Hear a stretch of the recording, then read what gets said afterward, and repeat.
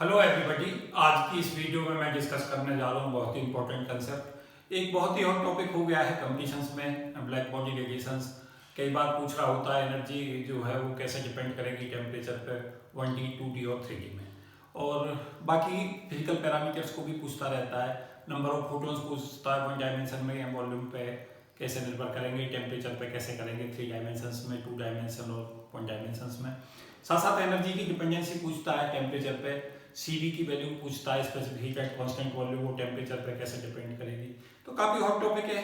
पीछे नेट में भी क्वेश्चन इस पर मिला था, और बाकी जो कॉम्पिटिटिव एग्जामिनेशन है उनमें भी लगातार क्वेश्चन आ रहा है। तो मुझे उम्मीद है कि ये वीडियो जो सभी कॉम्पिटिशन की जो तैयारी कर रहे हैं, गेट रैंक मार्क स्टिफर के स्टूडेंट्स हों, चाहे JNK के हों, चाहे बाकी और कॉम्पिटिटिव एग्जाम के, सभी को बेनिफिट देगी और फिजिक्स को इनरिच करेगी सभी स्टूडेंट के कंसेप्ट को।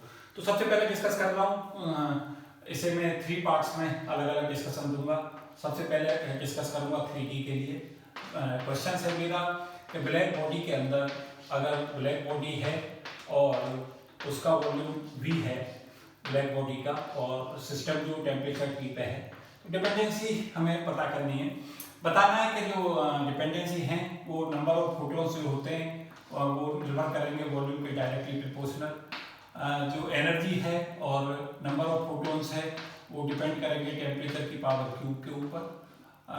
एनर्जी जो निर्भर करेगी वो T की पावर 4 पर निर्भर करेगी। ये 3D के लिए मैं डिस्कशन दे रहा हूँ। CV जो निर्भर करेगा, स्पेसिफिक हीट कांस्टेंट वॉल्यूम, वो T क्यूब पर निर्भर करेगी। एंट्रोपी जो होगी वो निर्भर करेगी T क्यूब के ऊपर। और जितनी भी एनर्जी है, चाहे इंटरनल एनर्जी है, चाहे हेल्महोल्ट्ज फंक्शन है, चाहे G है गिब्स एनर्जी, चाहे H है एंथैल्पी, ये सभी T क्यूब का फंक्शन होंगे। तो ये हमारे लिए क्वेश्चंस हैं रेगुलर इंटरवल पे, यहाँ से क्वेश्चंस आते रहते हैं। प्रेशर जो होगा वो T की पावर 4 पर निर्भर करेगा, और जो फोर्स लगाएंगे वॉल्स पे जिस समय पे फोटोन्स जाके इम्पोज होंगे वो भी T की पावर 4 पर निर्भर करेंगे। तो इतनी सारी डिपेंडेंसी हमें इसमें डिस्कशन देना है वीडियो के अंदर। किस तरीका से हम इसे ड्राइव करें कि अगर हम एनर्जी कैलकुलेट करना चाहते हैं कि म्यू से लेकर म्यू प्लस टी म्यू के बीच हमें पता करना है कि एनर्जी कितनी होगी। तो एनर्जी कैलकुलेट करने के लिए हमें क्या करना होगा? कैलकुलेट करने के लिए होगा एनर्जी बिटवीन म्यू से लेकर म्यू प्लस डी म्यू के बीच में जो फ्रीक्वेंसी रीजन है, जहाँ फोटोन की जो वेवलेंथ है वो लैम्डा से लैम्डा प्लस डी लैम्डा के बीच में, और फ्रीक्वेंसी म्यू और म्यू प्लस डी म्यू के बीच में है।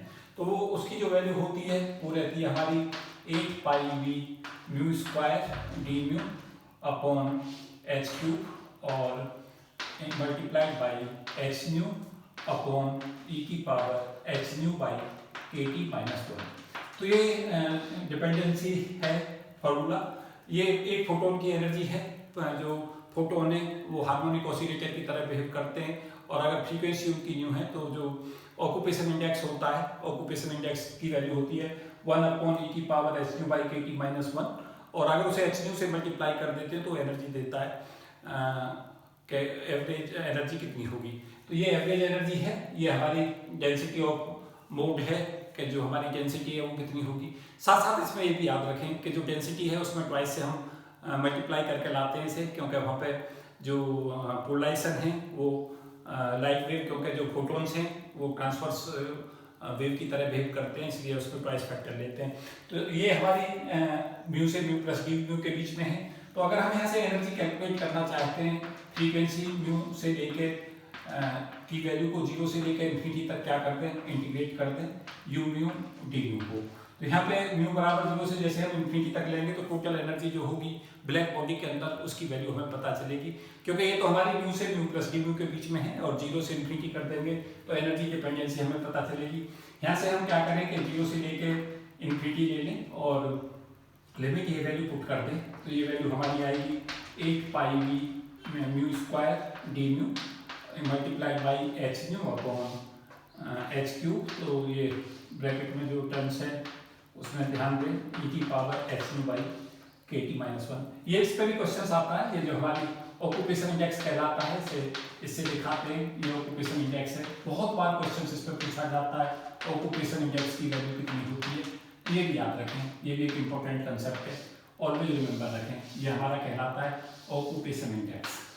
साथ साथ ये भी याद रखें कि जो केमिकल पोटेंशियल की जो वैल्यू होती है फोटोन के लिए वो 0 होती है। तो ये महत्वपूर्ण कंसेप्ट है सारे।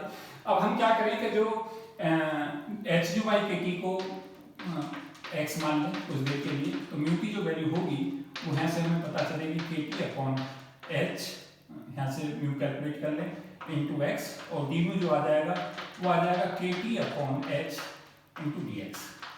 अब यहाँ डिपेंडेंसी की जहाँ तक बात है, क्योंकि हमारा इंटरेस्ट है डिपेंडेंसी में कि हमारी जो टेम्परेचर पर डिपेंडेंसी एनर्जी की कितनी आएगी। तो यहाँ से म्यू स्क्वायर से यहाँ से देख सकते हैं टी स्क्वायर आएगा टेम्परेचर में, यहाँ से टेम्परेचर का एक टर्म्स यहाँ से ये वाली आएगी, जब डी न्यू करेंगे एक न्यू यहाँ से आएगा, जब न्यू यहाँ से लेंगे तो टी के प्रोपोर्शनल है ये, तो एक टी यहाँ से बनेगा, एक टी यहाँ से बनेगा, एक टी स्क्वायर यहाँ से बनेगा जब हम इन वैल्यूज को पुट करेंगे। तो यहाँ से जो एनर्जी है वो सिंपली हमारी जो डिपेंडेंसी आ जाएगी वो T4 पर आएगी, टेम्परेचर की पावर 4। तो ये फेमस एक्सप्रेशंस है, हम सब जानते हैं, स्टीफन्स लॉ कहलाता है कि जो energy radiated by the black body per unit area per unit time होती है, अगर 2 डायमेंशन बॉडी है तो T की पावर 4 पर निर्भर करती है एनर्जी जो इमिट है ब्लैक बॉडी द्वारा। और एनर्जी यहाँ पे साथ साथ पता चल रहा है हमें, एनर्जी जो डिपेंड करेगी वो V पे करेगी।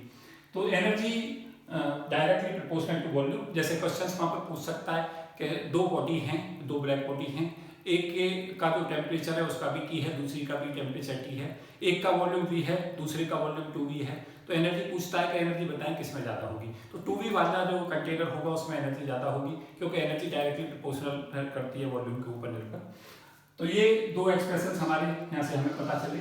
अगर हम नंबर ऑफ फोटोन्स को कैलकुलेट करना चाहते हैं कि नंबर ऑफ फोटोन्स हमें पता चले कि नंबर ऑफ फोटोन्स किस तरीका से हम इसे कैलकुलेट कर सकते हैं, तो इसको एच न्यू से अगर हम डिवाइड कर दें इस पूरी टर्म को, केवल क्या करें, ये हमारी डेंसिटी ऑफ स्टेट्स हैं उसको ऑक्यूपेशन इंडेक्स के साथ में मल्टीप्लाई कर लें, तो वो हमारे जो है total number of photons mu से म्यू प्लस डी म्यू के बीच में हमें पता चलेंगे। और जब हम लिमिट ऑफ इंटीग्रेशन को 0 से लेकर इंफिनिटी तक इंटीग्रेट करेंगे तो इस एच न्यू के कारण, क्योंकि ये जो न्यू है वो टेम्परेचर के डायरेक्टली प्रोपोर्शनल होगा, तो एक पावर कम हो जाएगी।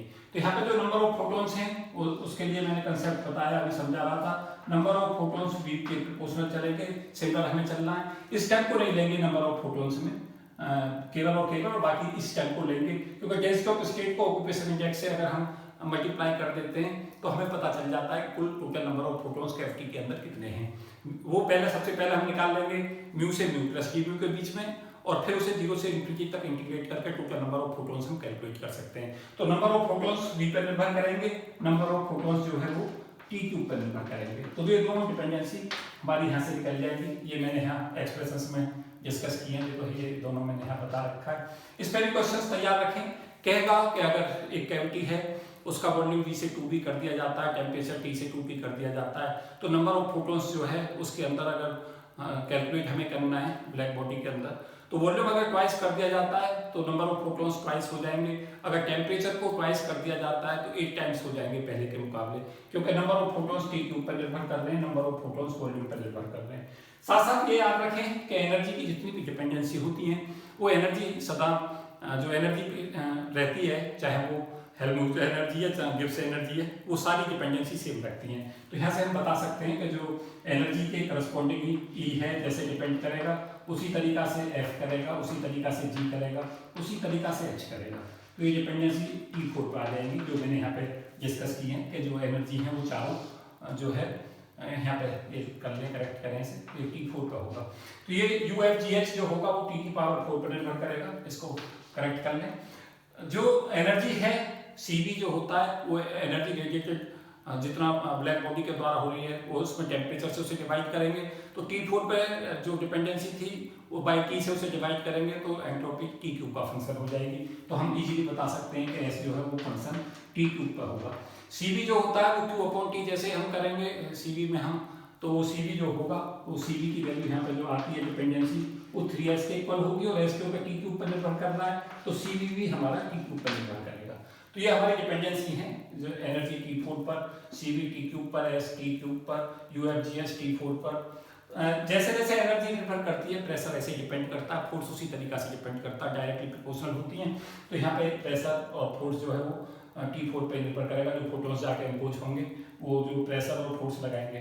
केमिकल पोटेंशियल जो होता है, क्योंकि जो केमिकल पोटेंशियल है वो जीरो रहता है फोटोन के लिए, ऑलवेज रिमेंबर रखें। तो ये इसकी डिपेंडेंसी थी, ये केस थे हमारे 3 डायमेंशंस के। और उसके बाद में जो क्वेश्चंस पूछा गया इस बार, वो क्वेश्चन पूछा गया 2 डायमेंशंस पे। मैं 2 डायमेंशन पे जाऊंगा, ये आप ऑलवेज इसे रिमेंबर रखें और इसे करेक्ट कर लें। T4 पे ये रहेगा, एनर्जी सारी T4 पर डिपेंड है, प्रेशर T4 पे। क्वेश्चन सदा सोच के चले इसके ऊपर क्या पूछ सकता है, किस तरीका से डिपेंडेंसी आती है। तो नंबर ऑफ फोटोन्स पे क्वेश्चन आ चुका है, एनर्जी पे लगातार पूछा ही जाता रहता है। और साथ साथ ये याद रखें कि जो हमारा CV और S है वो सदा सेम तरीका से डिपेंड करते हैं। CV का मतलब होता है स्पेसिफिक एट कांस्टेंट वॉल्यूम, और CP जो होता है वो कहलाता है स्पेसिफिक एट कांस्टेंट प्रेशर। ये इंपॉर्टेंट कंसेप्ट हैं, लगातार पूछे जाते हैं। पीछे जो क्वेश्चंस था वो 2 डायमेंशंस पाया, तो मैं डिस्कस करूंगा 2 डायमेंशंस और 1 डायमेंशंस डिटेल में। ये 3D डिस्कस कर रहा था, आपको रिवाइज करा रहा था। 3D पे सबसे पहले जो क्वेश्चन आने शुरू हुए कंपटीशंस की दुनिया में वो आते थे 3 डायमेंशंस पे, फिर 3D से एग्जामिनर पहुंचा 2D पे। अब आगे एक्सपेक्ट कर सकते हैं 2D के बाद में कि 2D के साथ साथ जो कंसेप्ट आने वाले हैं आगे, वो आने वाले हैं 1 डायमेंशंस में। तो मैं 2 डायमेंशंस में भी डिस्कशन दे रहा हूँ और पहले भी 1 डायमेंशंस में भी डिस्कस करूंगा। 3D मैंने अभी डिस्कस किया था, मुझे उम्मीद है कुछ जो कंसेप्ट है वो डेंसिटी ऑफ स्टेट्स का इसमें कंसेप्ट अप्लाई होता है। फेज स्पेस पर मेरी वीडियो देख लें, मैंने काफ़ी डिटेल में डिस्कशन दे रखा है फेज स्पेस कंसेप्ट में कि हम डेंसिटी ऑफ स्टेट्स कैसे कैलकुलेट करते हैं, और इसका जो मैथमेटिक्स है वो भी बहुत डिटेल में डिस्कस किया हुआ है। तो ये मेरा 2 डायमेंशंस चले गए थे, और पहले मैं कंपेरिजन के तौर पे 1 डायमेंशंस डिस्कस करूँगा कि 1 डायमेंशन ब्लैक बॉडी है, यहाँ पे लेंथ L है, टेम्परेचर T पर है ब्लैक बॉडी, और यहाँ पे 2 डायमेंशंस के अंदर ब्लैक बॉडी का एरिया A है और ये टेम्परेचर T पे है। यहाँ पे हमें बताना है कि हमारी एनर्जी कैसे निर्भर करेगी, एनर्जी के अलावा नंबर ऑफ फोटोन्स कैसे निर्भर करेंगे, किन किन फैक्टरों पर निर्भर करेंगे। उसके अलावा हमें बताना है UFGH कैसे निर्भर करेंगे, साथ साथ हमें बताना है CV और S कैसे निर्भर करेगा, प्रेशर और फोर्स कैसे निर्भर करेंगे टेम्परेचर पर, और जो डिपेंडेंसी यहाँ बताएंगे उसी तरीका से 1 डायमेंशंस में। तो सिमेट्री हमारी यहाँ मदद करेगी। एक सदा चीज़ इंपॉर्टेंट हमारे लिए रहती है सिमेट्री, तो सिमेट्री को बहुत अच्छे से समझें। सिमेट्री में क्या होता है कि जिस तरीका से हमने डेंसिटी ऑफ स्टेट 3D में दिया था, उसी प्रोसेस में हमें 2D में जाना होगा और फिर 1D में जाना होगा। तो वहाँ हमें कैलकुलेट करने के लिए क्या करना पड़ता है कि अगर हम U mu d mu calculate करना चाहते हैं कि जो ब्लैक बॉडी है उसके अंदर फ्रीक्वेंसी रीजन, जो ब्लैक बॉडी के अंदर फोटोन्स हैं वो बेसिकली एक्सचेंज करते हैं फोटोन जो है अपनी energy with the walls of the container, और जो फोटोन्स की जो एनर्जी है वही जो ब्लैक बॉडी के अंदर एनर्जी है वो होती है। उसका म्यूचुअल एक्सचेंज चलता रहता है वॉल्स का और फोटोन्स का आपस में, और उसके अंदर जो रहता है उसमें इक्विलिब्रियम सेटअप रहता है। तो ये चीज़ ध्यान रखें, म्यू से लेकर म्यू प्लस डी म्यू के बीच में पहले हम डेंसिटी ऑफ स्टेट कैलकुलेट करेंगे। डेंसिटी ऑफ स्टेट कैलकुलेट करने के लिए हम क्या करते हैं, फेज स्पेस का जो वॉल्यूम है उसे लेंगे, और फेज स्पेस के वॉल्यूम को अगर हम S से डिवाइड कर देते हैं तो 1D में पहुंच जाते हैं, और अगर फेज स्पेस के वॉल्यूम को h² से डिवाइड कर देते हैं तो उसमें अगर हम 2 डायमेंशंस में लेके चल रहे हैं तो 2 डायमेंशंस में तो हम इस तरीका से लेंगे dx dy y dpx dpy upon h² ले लेंगे, मल्टीप्लाई बाई जो फोटोन है उसकी एनर्जी हम ले लेंगे, क्योंकि ये हमारे पास में डेंसिटी ऑफ स्टेट्स होगी, मींस इतने फोटोन्स हैं और एक फोटोन की एनर्जी से मल्टीप्लाई करेंगे तो हमें एनर्जी पता चलेगी, और वो एनर्जी जो पता हमें कैलकुलेट होगी वो म्यू से लेकर म्यू प्लस डी म्यू के बीच में पता होगी। और जब हम म्यू की वैल्यू को, फ्रीक्वेंसी की वैल्यू को वैल्यू देंगे 0 से लेकर इन्फिनिटी तक, तो हमें ओवरऑल जो एनर्जी वहाँ पर पॉसिबल है, जो फोटोन्स हैं जो एनर्जी प्रोसेस कर सकते हैं वो हमें कैलकुलेट हो जाएगी। तो यहाँ dx dy की जगह पे जब हम इसको कैलकुलेट करेंगे इसका हमें इंटीग्रल लेना होगा, और इंटीग्रल कैलकुलेट करने के लिए हमें 4 डायमेंशंस में जाना पड़ेगा, क्योंकि 4D कंसेप्ट है। 1 डायमेंशन यहाँ से 1 यहाँ से 1 यहाँ से और 1 यहाँ से आएगी। उसके बाद क्या करते हैं, dx dy की जगह पे हमें सिंपली ले सकते हैं हम एरिया अपॉन और h² ये हमारा डिवीजन में आएगा। dpx dpy की जगह पे हम सिंपली ले सकते हैं 2πp dt। 2πp dt इसलिए लेते हैं कि हम इस सिस्टम को 2 डायमेंशंस की बजाय वन डायमेंशन में कन्वर्ट कर लेते हैं, एक सेल ले लेते हैं मोमेंटम टी की, और जो इसकी सर्कमफ्रेंस बनेगी वो 2πp बनेगी। और अगर हम इसका dp इसके साथ एक विड्थ की एक दूसरी सेल ले लें जिसका p प्लस dp जो है वो रेडियस है, तो जो हमारे पास इसका एरिया हमें पता चलेगा दिस वन, ये हमारी वैल्यू हो जाएगी 2πp dp, ये वैल्यू होगी जो हम इस सेकेंड रीजन का हमारा होगा। तो यहाँ पर 2πp dp ले लें। फिर हम ट्वाइस हम इसलिए ले लेते हैं क्योंकि जो हमारे फोटॉन्स हैं वो ट्रांसवर्स मोड ऑफ वाइब्रेशन रखते हैं।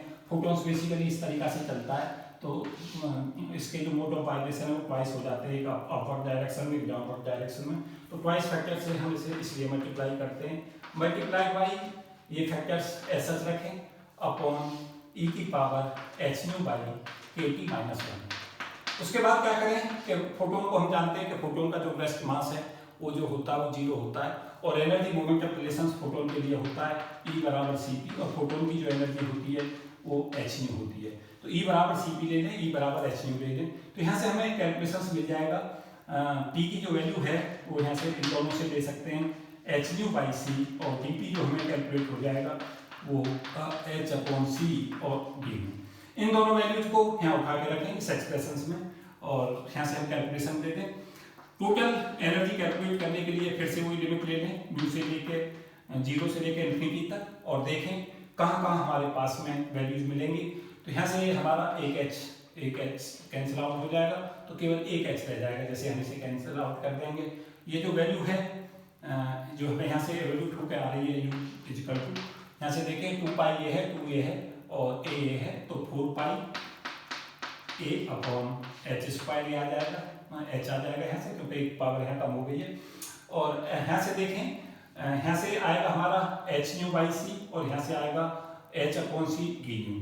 तो यहाँ से डिपेंडेंसी देख लें फ्रीक्वेंसी पे किस तरीका से आ रही है।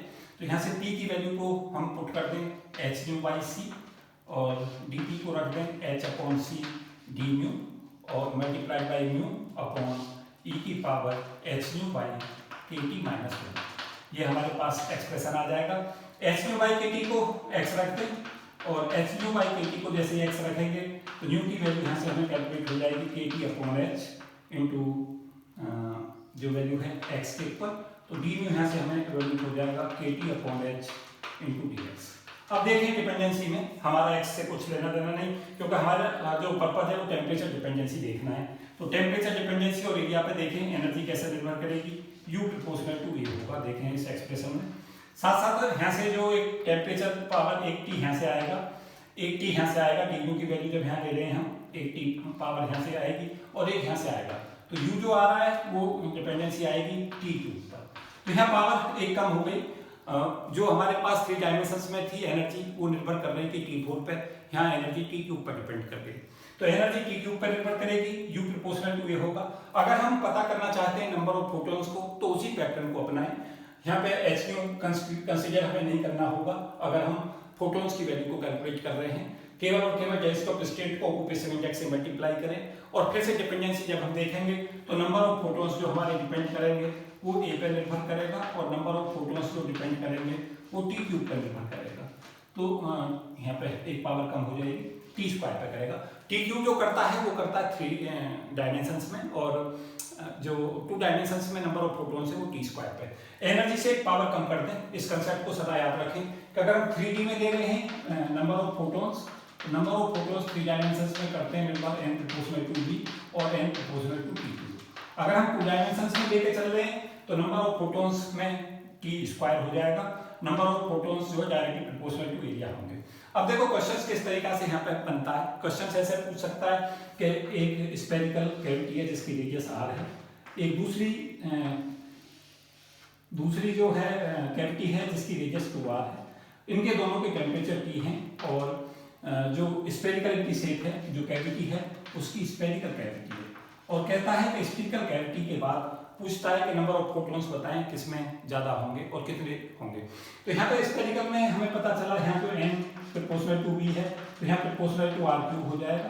तो यहाँ पे क्योंकि नंबर ऑफ फोटॉन्स जो है वो हो जाएंगे 2r की पावर क्यूब के प्रोपोर्शनल, यहाँ पे इसको n1 कह दें, इसको n2 कह दें, तो यहाँ 8 टाइम्स ज़्यादा हो जाएंगे, क्योंकि जो नंबर ऑफ फोटॉन्स हैं वो प्रोपोर्शनल है वॉल्यूम पे के, और वॉल्यूम करता है r की पावर क्यूब पर निर्भर स्पेक्ट्रल केस में, तो 8 टाइम्स ज़्यादा हो जाएंगे। इस टाइप के क्वेश्चंस पूछता है कि जो आपने चीज़ें पढ़ी हैं उसको कैसे आप अप्लाई कर रहे हैं, तो इस टाइप के क्वेश्चंस कई बार पूछे जाते हैं। साथ साथ ये भी पूछ सकता है कि इसका टेम्परेचर T है, इसका टेम्परेचर 2T है, बताएं नंबर ऑफ फोटॉन्स कैसे निर्भर करेंगे।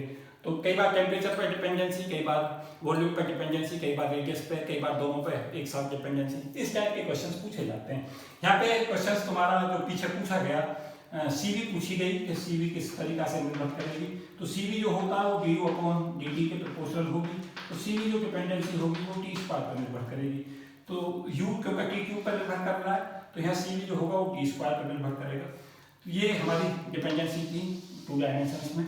साथ साथ ये याद रखें कि जो हमारा UFGH है, U internal energy, F Helmholtz function, G gives energy, H enthalpy, उनकी सबकी डिपेंडेंसी सेम होगी, तो ये एनर्जी के डायरेक्टली प्रोपोर्शनल चलती हैं, सारी एनर्जी की डायमेंशन करती हैं, तो ये T³ पर निर्भर करेगा।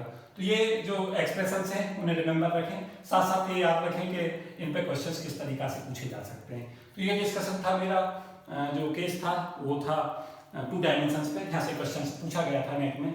मैं अब जो एक्सपेक्ट कर रहा हूँ क्वेश्चंस उसको समझें, और बहुत ही महत्वपूर्ण चीज़ मैं इस वीडियो की जो लास्ट स्टेप में समझाऊंगा वो है हमारा कि हम नंबर ऑफ फोटॉन्स, अगर 1 डायमेंशनल बॉक्स है और 1 डायमेंशनल बॉक्स में ब्लैक बॉडी है, उसके अंदर टेम्परेचर T के ऊपर फोटॉन्स हैं, फोटॉन्स जो होंगे वो किन किन फैक्टरों पर निर्भर करेंगे, टेम्परेचर पे कैसे करेंगे, एनर्जी टेम्परेचर पे कैसे डिपेंड करेगी, इस टाइप के क्वेश्चंस 2 डायमेंशन की बजाय हम 1 डायमेंशन में लिखेंगे।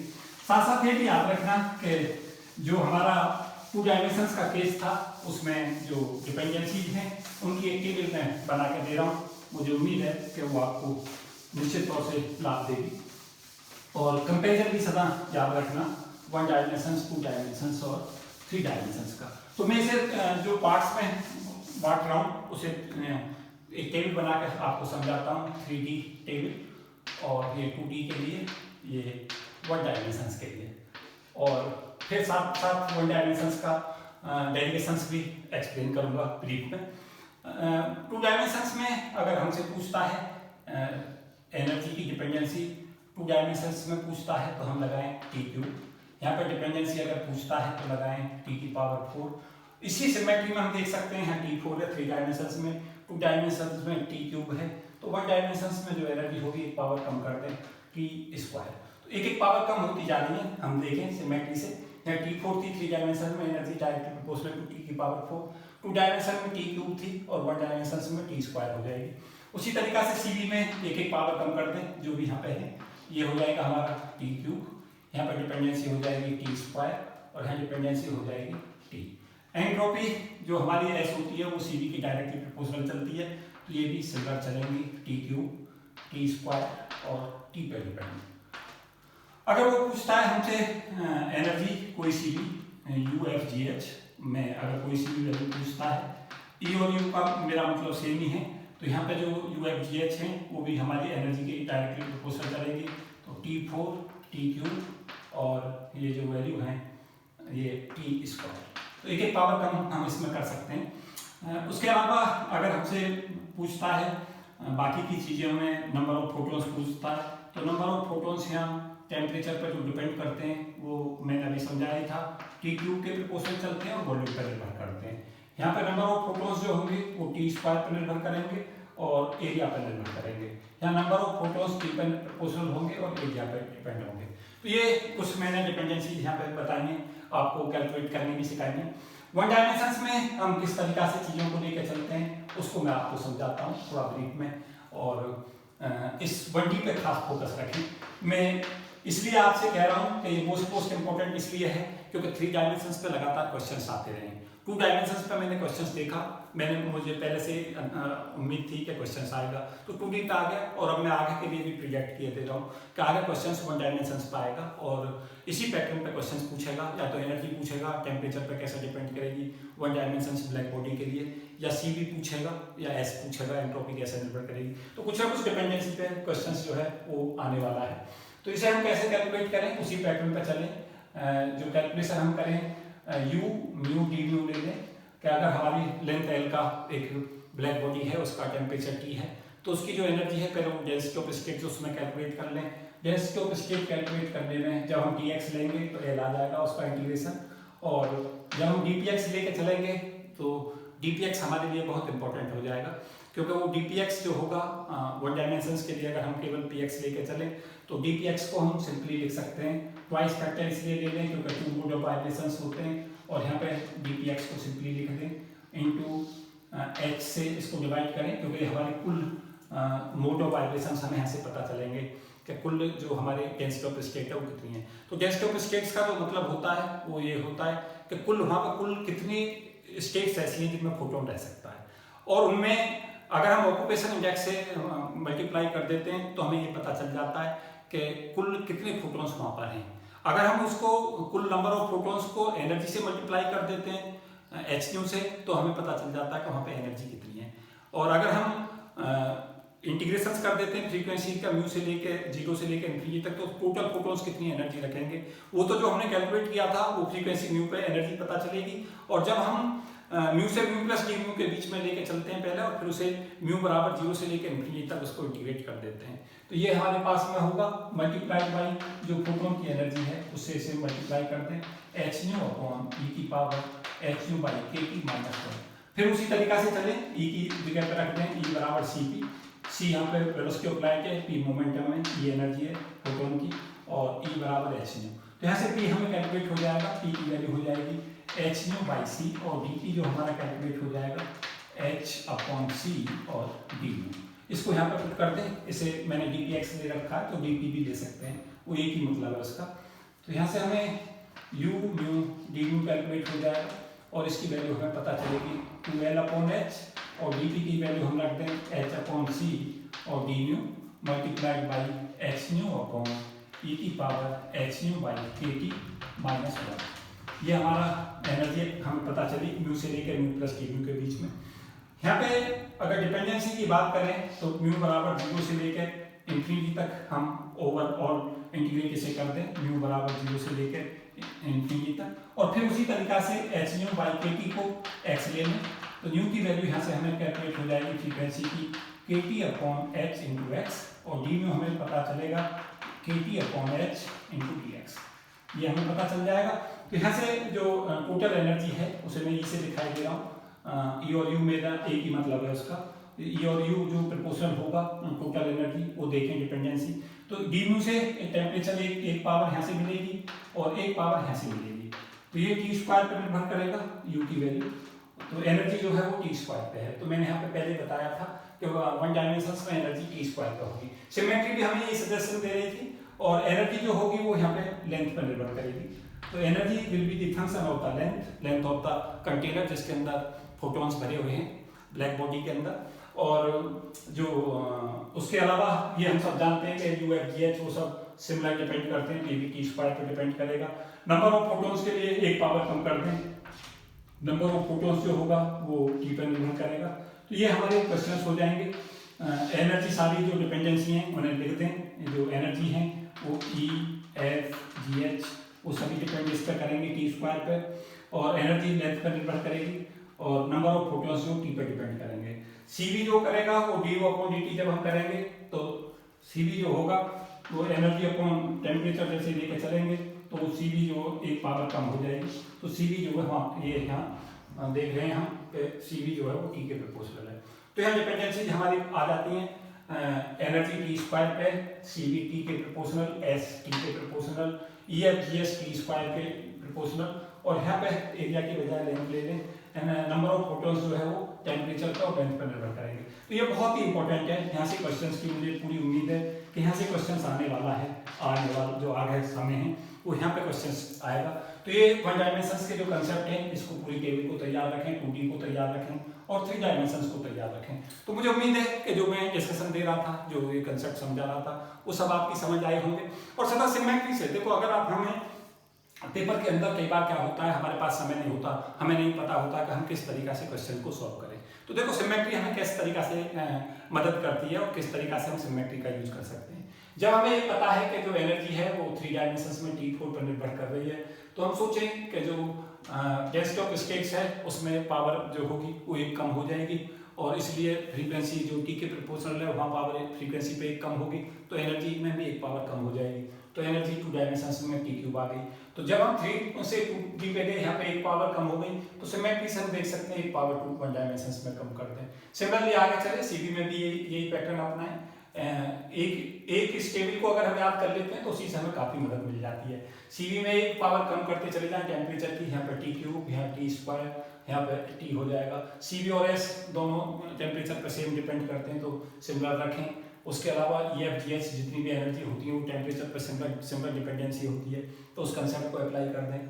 उसके अलावा नंबर ऑफ प्रोटॉन्स यहाँ पर एक पावर जो है एनर्जी से कम करते चले जाएं, सिमिलर है सिमिलरली, तो हाँ हमारे लिए इजी हो जाएगा। नंबर ऑफ प्रोटॉन्स वॉल्यूम पर निर्भर करेंगे, डायरेक्टली प्रोपोर्शनल 3 डायमेंशंस में, 2 डायमेंशंस में एरिया पे करेंगे, 1 डायमेंशंस में लेंथ पे करेंगे।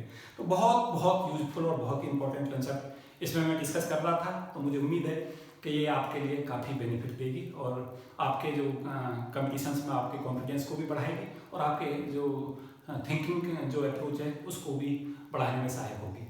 तो इस वीडियो में इतना ही। Thank you and best wishes for all of you. जय हिंद।